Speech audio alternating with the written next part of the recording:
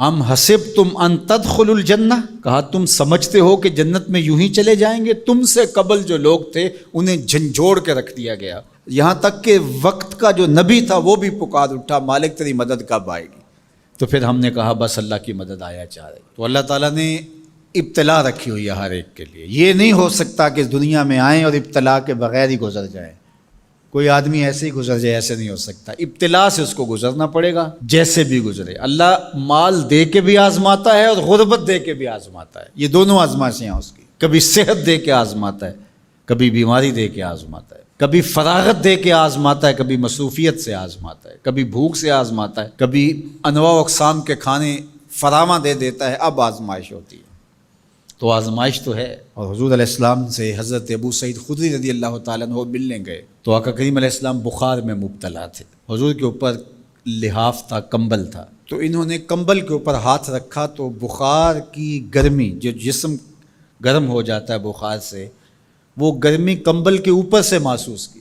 تو حضرت ابو سعید نے عرض کی یا رسول اللہ یہ کیا؟ فرمایا ہم کو تکلیفیں دوہری ملتی ہیں، اجر بھی دوہرا ملتا ہے۔ سب سے زیادہ تکلیفیں انبیاء کو آئی، سب سے زیادہ تکلیفیں نبیوں کو پہنچی ہیں، پھر جو نبیوں کے خاص لوگ متبعین خاص، ان کی عادات کو اختیار کرنے والے۔ امام فخر الدین رازی نے تفسیر کبیر میں لکھا ہے کہ مکے سے لے کر طائف تک 70 ایسے نبیوں کی قبریں ہیں جن کی وفات صرف بھوک اور پیاس کی وجہ سے ہوئی ہے۔ حضرت خباب بن ارت رضی اللہ تعالی عنہ حضور کی خدمت میں حاضر ہوئے، حضور کعبۃ اللہ کی دیوار کے ساتھ بیٹھے ہوئے تھے، کافروں نے اتنے دکھ دیے، اتنی تکلیفیں دی کہ یہ تھوڑے سے پریشان ہو گئے۔ تو آقا کریم نے فرمایا خباب بس گھبرا گئے ہو؟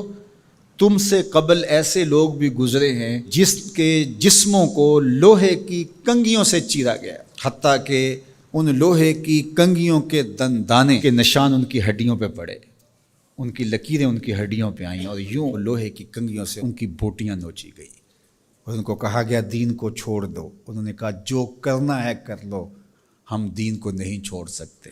حضرت زکریا کے سر پیارا رکھ کے پاؤں تک چیر دیا گیا، لیکن پڑھو ان کی سیرت، ان کی زبان سے اف بھی نہیں نکلی، زخم پہ زخم کھا کے جی، خون جگر کے گھونٹ پی، آہ نہ کر لبوں کو سی، یہ عشق ہے دل لگی نہیں۔ تو خوشی ملے تو تب بھی اور غم ملے تو تب بھی، جو دائرے میں رہتے ہیں وہی کامیاب اور بامراد ہے۔ ظفر اسے آدمی نہ جانیے چاہے جتنا بھی ہو صاحب فہم و ذکا، ظفر اسے آدمی نہ جانیے چاہے جتنا بھی ہو صاحب فہم و ذکا، جسے عیش میں یاد خدا نہ رہی، جسے تیش میں خوف خدا نہ رہا۔ عیش کی زندگی ہو یا تیش کی زندگی ہو، خوشی کا موقع ہو یا مرحلہ غم ہو، امتحان میں یہ دیکھا جاتا ہے کہ کون سرخرو اور کامیاب ہوتا ہے۔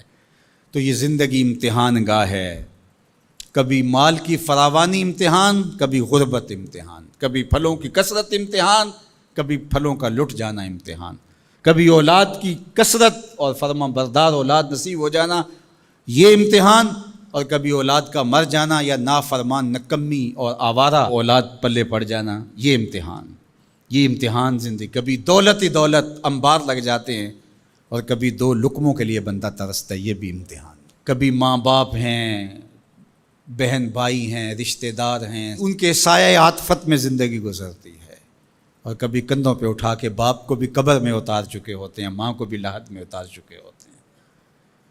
کوئی کندھا بھی نہیں ہوتا جس پہ سر رکھ کے آنسو ہی بہا لیں۔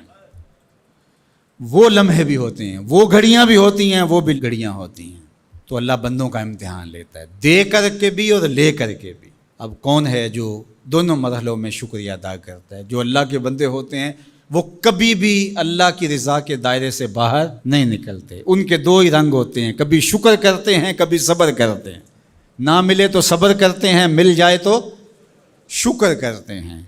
اور پھر ان کے پاس فراوانی ہو تو اپنے اطراف میں رشتہ داروں کو، اعزاء کو، اقربا کو، گلی محلے کے لوگوں کو، جو ایسے حالات کے اندر جس کے پاس فراوانی ہے وہ اپنا مال لوگوں کی ضرورت کے لیے نہیں نکالتا، وہ ناکام ہے امتحان میں۔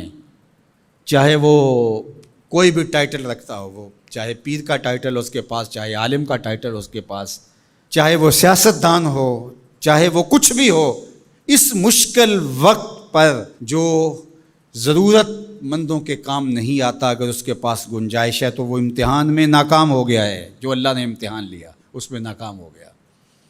اور دوسرا جو مصیبت میں پھنس گیا وہ اپنی سفید پوشی کا آخری حد تک بھرم نہ ٹوٹنے دے۔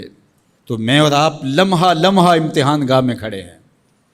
میں ممبر پہ بیٹھا ہوں تو میں بھی امتحان میں ہوں، آپ یہاں بیٹھے ہیں آپ بھی امتحان میں ہیں، فیکٹری کے مالک بن کے سیٹ پہ بیٹھے ہیں آپ بھی امتحان میں ہیں، اقتدار کی مسند پر بیٹھنے والے سب سے بڑے امتحان میں ہیں، کیونکہ سب سے زیادہ تو ان سے پوچھا جائے گا نا۔ اللہ تعالی ہمیں اس امتحان میں کامیابی دے، اور اللہ تعالیٰ اس وقت ملک کے جو حالات ہیں اپنے کرم سے ان کو درست فرما دے۔